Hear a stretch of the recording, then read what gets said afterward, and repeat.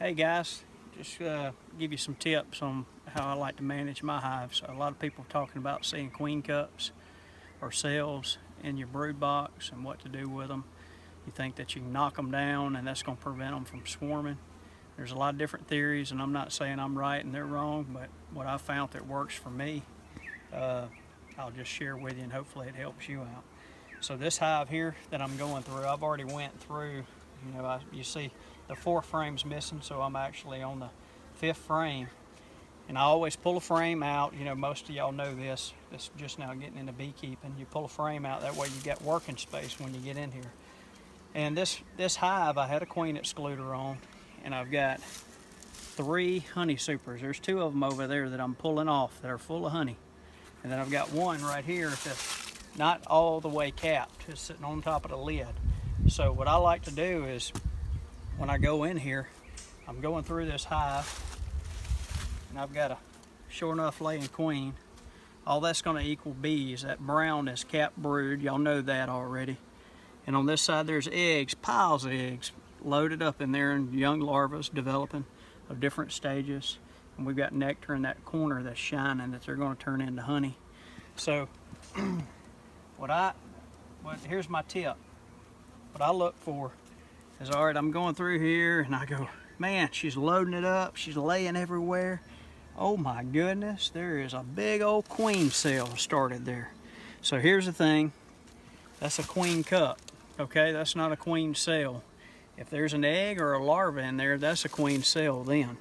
And you can read different things. They'll tell you, when I first started keeping bees, a queen supersedure cell is going to be on top of the frame. Queen cell's at the bottom of the frame.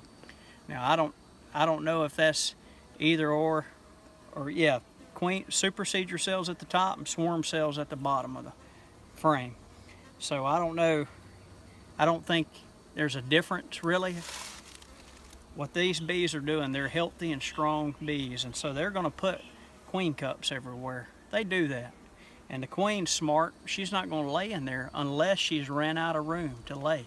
So if she's run out of room to lay, a good indication as you start looking in here, in the brood box, and if you see a bunch of nectar just piled up in there where they're backfilling where the brood was, then that tells you that they're running out of room. Just like this hive, they were almost honey bound. So essentially what they would do is they would start plugging that honey in there, because all the resources are out there and they're bringing it in and they're putting it in the brood box. So what you can do to alleviate that is put you some supers on there, okay?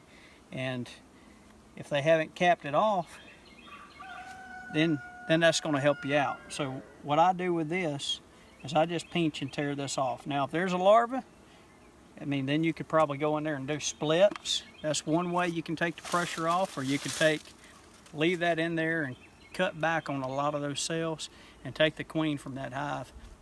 I've done that, and just don't leave too many because they'll start swarming on you even with the virgin queens that hatch out. So anyways, I hope I helped you out and I didn't confuse you. What I was trying to do is just mainly tell you the difference between a queen cell and a queen cup. And if it's a queen cup, that's nothing to be alarmed about, but one thing you can look for is to make sure they're not backfilling honey in the brood chamber. If they're putting a bunch of honey in there, she doesn't have anywhere to lay, so they're going to be full, and they will swarm on you then, because that's the only option for her to lay is in that cup whenever you leave those in there. Y'all have a good day. Happy beekeeping to you.